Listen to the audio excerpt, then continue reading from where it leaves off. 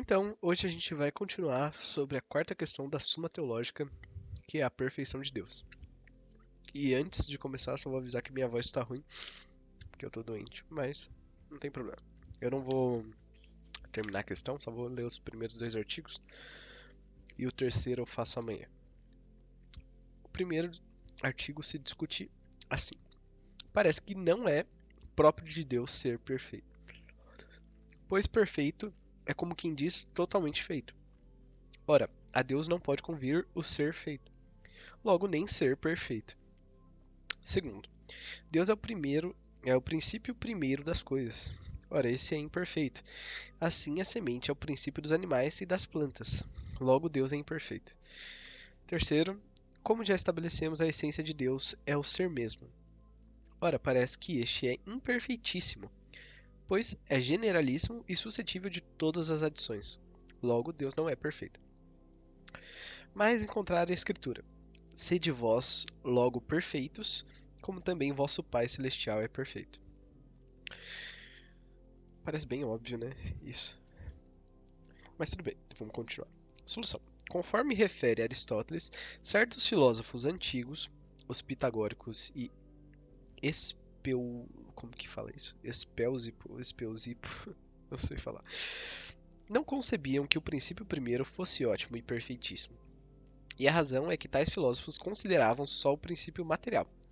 Ora, o princípio material primeiro é imperfeitíssimo, pois sendo a matéria em si mesma potencial por força, o, prim- eh, pois sendo a matéria em si mesma potencial, por força, o princípio material primeiro há de ser totalmente potencial por excelência e, portanto, totalmente imperfeito.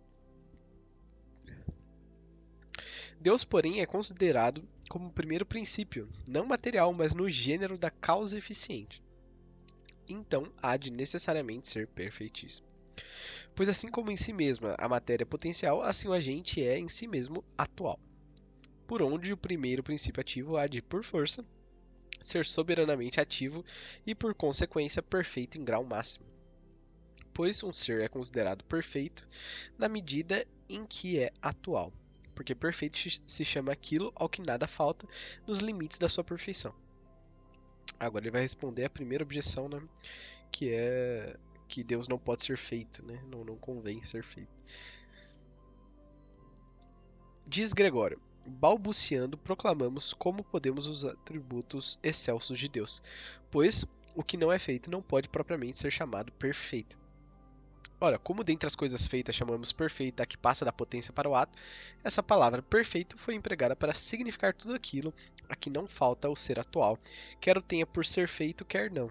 Então, nesse sentido, ele está explicando, né, que quando a gente fala perfeito, não quer dizer que ele é completamente feito, né, na medida em que ele não é feito. Mas como a gente não consegue denotar isso de outro modo, São Tomás explica aqui que o perfeito significa que é ato puro, né? Então, seria ah, como uma forma, né, daquilo que a gente intelige a partir da realidade para explicar esse atributo, né, de Deus. É difícil explicar aquilo que não é inteligível, né? Voltando àquela coisa que a gente consegue conhecer Deus através dos efeitos dele, né? Mas a gente não consegue conhecer a causa. A gente consegue, a partir do efeito, saber que existe a causa. E aí tentar, né, colocar os princípios de quais precisam ser, né, essas propriedades. Resposta à segunda, né? A segunda é de que o princípio primeiro das coisas é imperfeito. Ele vai responder: o princípio material que em nós existe imperfeitamente não pode ser em absoluto primeiro, mas é precedido por outro que é perfeito. Assim, embora o sêmen seja o princípio do animal dele gerado, tem, contudo, como princípio o animal ou a planta de onde deriva, que daí esse seria perfeito. Pois antes do potencial há de necessariamente existir o atual, porque o ser potencial não se atualiza senão pelo que já é atual. Resposta à terceira. A terceira é que ele vai falar, né, é, que Deus é o próprio é o ser em si mesmo, né? E que esse é imperfeito porque é genérico, né? Então vamos ver a resposta. O ser em si é o mais perfeito de todos por atualizar a todos, pois nenhum ser é atual senão enquanto existente, por onde o ser em si é o que atualiza todos os outros e mesmo as próprias formas. Por isso não está para outros como recipiente para o recebido, mas antes como recebido para o recipiente. Assim, quando designa o ser do homem, do cavalo ou de qualquer outro ente, considera o ser mesmo como princípio formal e como recebido, e não como um sujeito a que sobrevém a existência. Vamos logo pro outro artigo, porque já tá tarde. O segundo artigo se discute assim: parece que Deus não encerra a perfeição de todos os seres, pois Deus é simples, como já se demonstrou. Ora, muitas e diversas são as perfeições dos seres. Logo, Deus não encerra todas as perfeições dele. No sentido que ele está dizendo que por serem diversas as perfeições, e Deus é simples, então ele não pode encerrar a perfeição de coisas diversas. 2. Os contrários não podem coexistir no mesmo ser. Ora, as perfeições dos seres são contrárias, pois cada espécie se completa pela sua diferença específica, e as diferenças que dividem um gênero e constituem as espécies são contrárias. É aquilo que a gente falou que a espécie é o gênero, né, mais a diferença. Logo, não podendo os contrários coexistir no mesmo ser, Deus não encerra as perfeições de todos os seres. E terceiro, o vivente é mais perfeito que o ser simplesmente existente, e o que pode compreender do que o simplesmente vivente. Logo, viver é mais perfeito que existir, e compreender é mais perfeito que viver. Ora, Deus é o ser por essência, por onde não encerra em si a perfeição da vida, da sabedoria e outras. Mas, em contrário, diz Dionísio, Deus encerra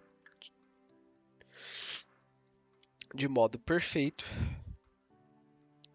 Deixa eu voltar aqui, né? Deus encerra de modo perfeito em seu ser tudo que existe. Solução: Deus encerra em si as perfeições de todos os seres e por isso é denominado ser universalmente perfeito. Pois, no dizer do comentador, não lhe falta nobreza de nenhum gênero. E isso pode ser demonstrado de dois modos. Primeiro, porque toda perfeição do efeito deve existir na causa eficiente. Segundo, conforme a mesma noção, quando o agente é unívoco. Aqui, né, quando a gente fala que a perfeição do efeito deve existir na causa eficiente, é dizer, por exemplo, a perfeição do efeito, por exemplo, do sêmen humano, seria um outro humano, né, que existe já na causa eficiente, que é o próprio humano. Segundo, conforme a mesma noção, quando a gente é unívoco. Tal o caso de um homem que gera outro. Putz, nem tinha visto que ele ia explicar isso. Ou de modo mais eminente, sendo o agente equívoco. Assim, no Sol está o equivalente das coisas por virtude deles geradas. Ora, como é manifesto, o efeito preexiste virtualmente na causa agente, mas preexistir na virtude da causa agente é preexistir de modo não mais imperfeito, senão mais perfeito. Pois preexistir na potência da causa material é preexistir de modo mais imperfeito, porque a matéria, como tal, é imperfeita. Ao contrário, o agente, como tal, é perfeito. Ora, sendo Deus a causa primeira e eficiente das coisas, necessário que as perfeições de todas nele preexistam de modo mais eminente. E nessa razão tocou Dionísio dizendo: Deus, sendo um ser, deixa de ser outro, mas é tudo, como causa de tudo. Segundo, porque, como do sobredito resulta, Deus é o ser por si subsistente, por onde é necessário que encerre em si a perfeição total do ser. Ora, é manifesto que se um corpo cálido não tem toda a perfeição da calidez, é porque não participa do calor em toda a natureza deste. Mas se o calor fosse por si subsistente, nada lhe poderia faltar da sua virtude. Donde, sendo Deus o próprio ser subsistente, nenhuma das perfeições do ser lhe pode faltar. Ora, na perfeição do ser se incluem as perfeições de todas as coisas, pois cada uma é perfeita na medida em que é ser, onde resulta que a Deus não pode faltar nenhuma das perfeições das coisas. E também nessa razão toca Dionísio dizendo que Deus não existe, de certo modo, mas de modo primário e uniforme, encerra em si a totalidade do ser, pura, simples e incircunscritamente. Ele não está dizendo que Deus não existe de certo modo, né? É que ele não existe de certo modo. Que a existência dele é uniforme, né? Então não tem essa questão de modo. E depois acrescenta que é ele o ser de tudo que subsiste. Eu acho que foi bem claro isso aqui. Essa é uma questão mais óbvia, né? Mais do que a simplicidade, mais do que se Deus existe, mais se Deus é demonstrável e etc. Então vamos responder aqui rapidinho E amanhã eu gravo a terceira e já continuo também a questão do bem. Talvez ele misture um pouco os assuntos, mas não tem problema porque o do bem é uma questão bem longa. Então vamos à primeira resposta. E a objeção era, né? Pois Deus é simples, logo Deus não encerra todas as perfeições dele, porque as coisas, né, são diversas.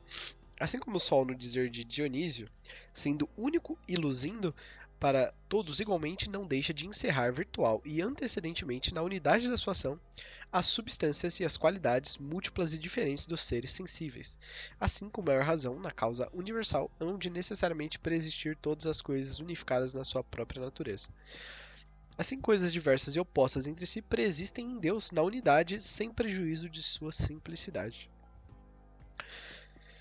Resposta à segunda objeção, que é bem parecida, né? Ele vai falar assim: como diz Dionísio no mesmo capítulo, embora o ser em si seja mais perfeito que a vida, e a vida que a sabedoria, consideradas essas noções abstratamente, todavia, o vivente é mais perfeito que o simples ser, porque também o tem, e o que tem a sabedoria, além de ser, vive. Embora, pois, a noção do ser em si não inclua a do vivente e a do que tem a sabedoria, por não haver necessidade de o participante do ser, o ser participante do ser ou particular em todas as suas formas, contudo, não, eu li tudo errado, vou ler de novo. Embora, pois, a noção do ser em si não inclua a do vivente e a do que tem a sabedoria, por não haver necessidade de o participante do ser ou particular em todas as suas formas. Contudo, o ser mesmo de Deus inclui em si a vida e a sabedoria por não lhe poder faltar nenhuma das perfeições do ser, a ele que é o ser mesmo subsistente. Bom, já estou enrolando bastante aqui. Essa questão parecia mais simples. Se não for e eu estiver achando simples mais do que ela é, então coloca aí no comentário alguma objeção, alguma questão, dúvida, etc. Amanhã eu vou tentar gravar também sobre esse terceiro artigo e começar a questão do bem. E também vou tentar gravar sobre a questão do Man Economy and State. Não sei se eu vou conseguir, mas eu vou tentar. Então é isso, obrigado por assistir e até a próxima.